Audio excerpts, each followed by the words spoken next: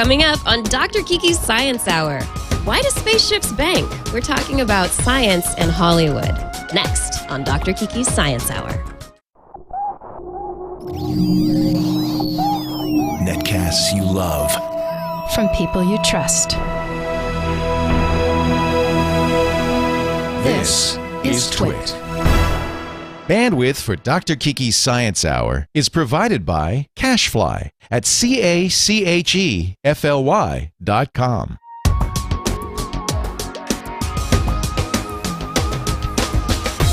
This is Dr. Kiki's Science Hour with Dr. Kiki Sanford and Leo Laporte. Episode number 25. Science Goes to Hollywood.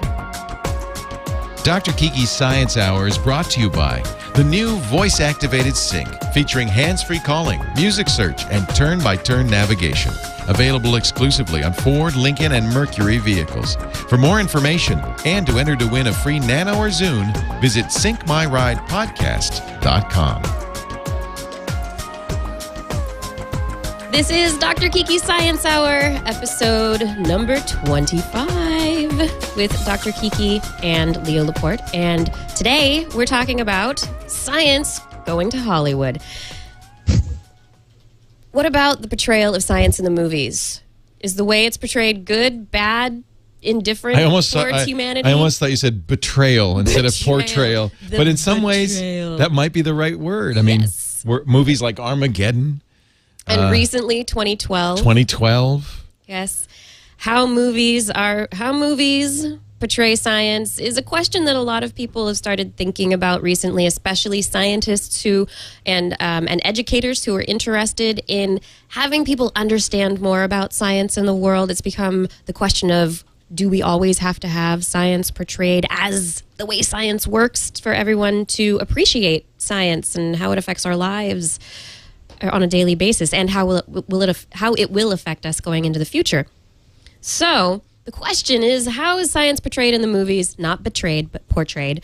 From a quote from the book website Hollywood Science, which is written by Dr. Sidney Perkowitz, our guest today.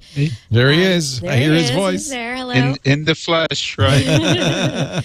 A quote from their PR page about his book says, movies, especially science fiction films, temporarily remove viewers from the world as they know it and show them the world as it might be, providing special perspective on human nature and society. Yet Hollywood science can be erroneous, distorting fact for dramatic effect and stereotyping scientists as remote and nerdy, evil, or noble, doing little to improve the relationship between science and all society. of them are kind of wrong, aren't they? Yeah, and what is the true stereotype of a scientist? There isn't any stereotype or the same stereotype that all of humanity has, right? That's the right answer. Right. Scientists are just you and me. Yes. They're just us. You, not just me. Folks. Yeah. Just Yeah. Two scientists on the line today, me and Sidney, can say that we're just like everybody else. right. We just picked a strange career path was the only big difference, right? Exactly. And so talking today, you have a really great interest. You're a physicist yourself, but you have an interest in science and the movies. How did what brought you into kind of putting science together with the movies and writing a book and having this become something that you're really interested in?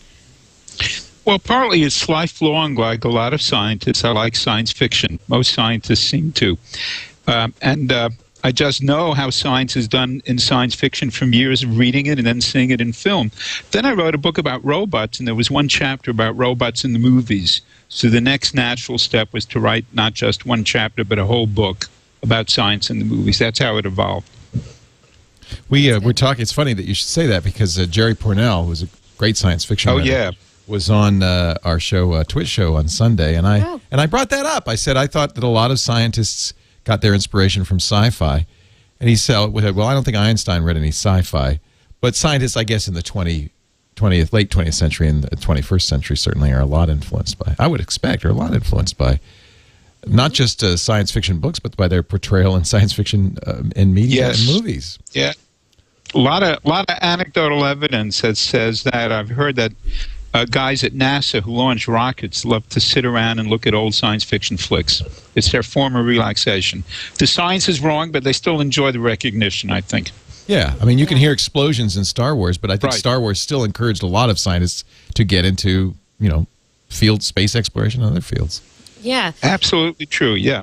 And I just wonder, part of the book that you've written looks at science in the movies from a historical perspective. So if we look at science in the movies and movies becoming a much larger part of our culture and the way we look at the world and the information we get from the world, how have you seen various movies becoming more influential?